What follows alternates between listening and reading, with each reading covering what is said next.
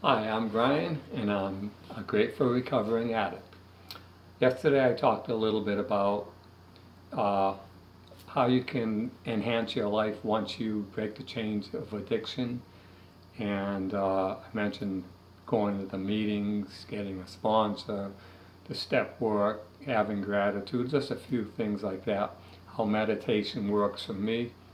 And today, I want to talk about why why we become addicts or alcoholics, and it can be a number of reasons: low self-esteem, peer pressure, wanting to fit in, and even being prescribed pain medications for surgery.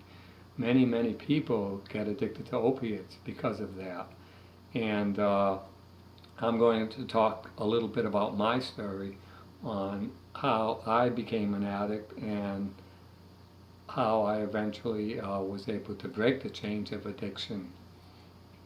And it's a long story, but it's like everybody else. I started off, I had very low self esteem. When I was 12 years old, I was badly burned on the right side of my torso, and it had an impact on my playing sports. I was in the hospital for approximately 3 months. Uh, I almost didn't make it due to an infection, but I pulled through. But I couldn't play sports like I used to, and of course that had an impact on my self-esteem.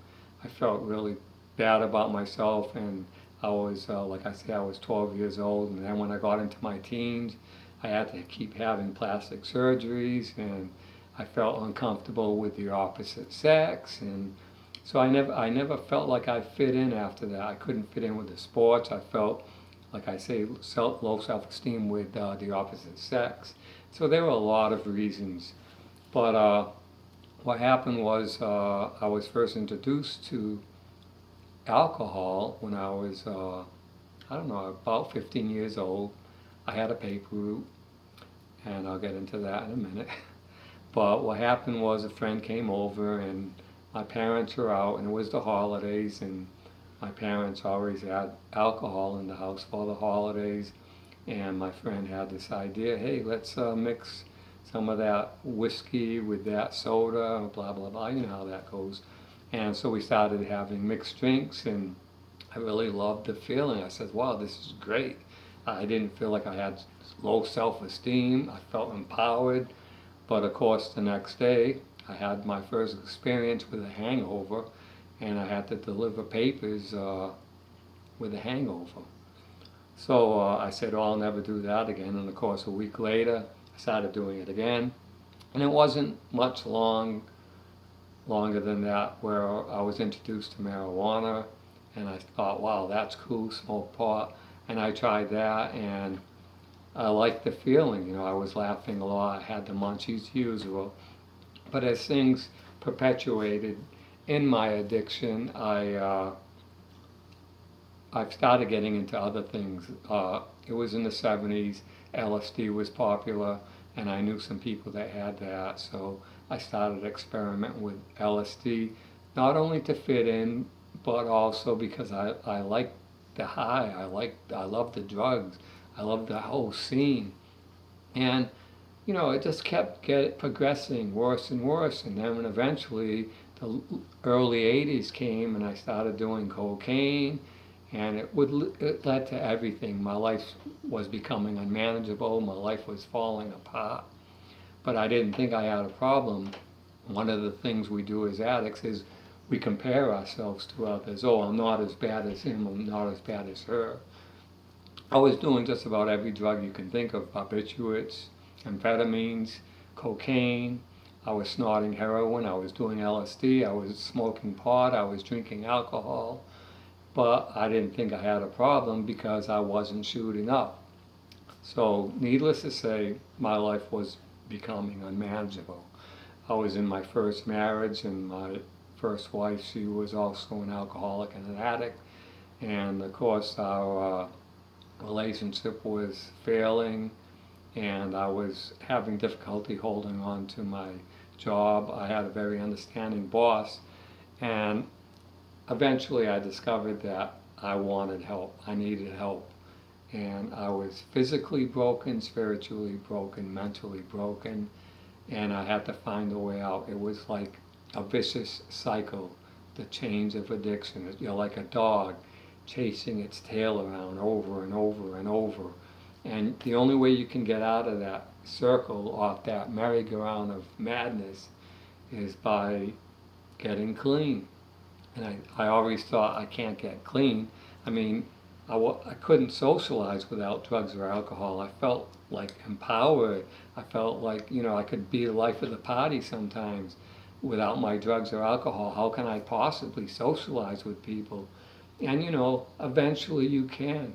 It took me a couple of years before I felt comfortable in social situations, but it was all a learning process. We can unlearn what we learned getting high and applying this new lifestyle into our lives. And let me tell you, you're going to feel great. You're going to feel blessed. I mean, I'm doing things I never thought I could do at this point in my life. I'm teaching, I'm a substance abuse counselor. I teach yoga, as I mentioned yesterday. I teach meditation, sound healing, and I teach sound therapy yoga. And I teach it to the general public, and I teach it to recovering addicts, and it's really having a positive impact on their lives. A lot of them never were open to meditation or yoga, for instance, and they love it now, and they see that there's a new way of life. There's a whole world out there. When you're caught up in the world of addiction, you have tunnel vision. You're locked into this little box. You think everyone's doing it, and then once you get clean, you start seeing all these opportunities. The sky's the limit. You can try so many things. And later in upcoming videos, I'm going to talk about change, getting out of your comfort zone and everything. So today I just wanted to share a little bit about addiction, why we become addicts, what leads us to addiction. And like I say, the first step, realizing you have a problem, is when you admit you have a problem. Once you admit you have a problem and your life has become unmanageable, that's the first step to your road to recovery. So I'm going to end all my videos on addiction with a little bit of meditation, a little bit of sound healing. Yesterday I had the flute, today I have the guitar. And I just want you to just take a nice deep breath, forget yesterday, forget tomorrow, hold it a little bit and exhale. Another deep breath, hold it, exhale, be present. Inhale, hold it, exhale. Now you can close your eyes or you can leave them open, whatever you want. And just let the sounds wash over you. Most of the music I compose is for my meditation, and this is one of my compositions, so enjoy.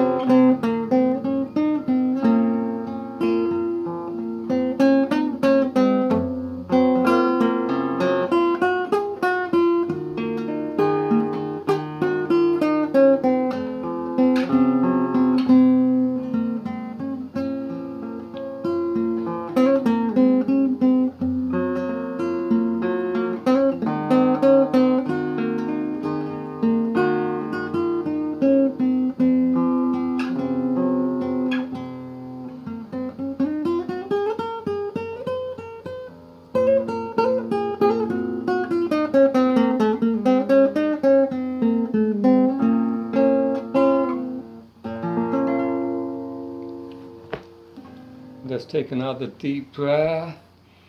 Exhale. Thank you for checking out my video. I usually end my meditation with something called Namaste, where you bring your hands together in prayer over your heart. And basically it means the spirit in me honors the spirit in you. Namaste. Enjoy your day, your night, whatever. Thanks.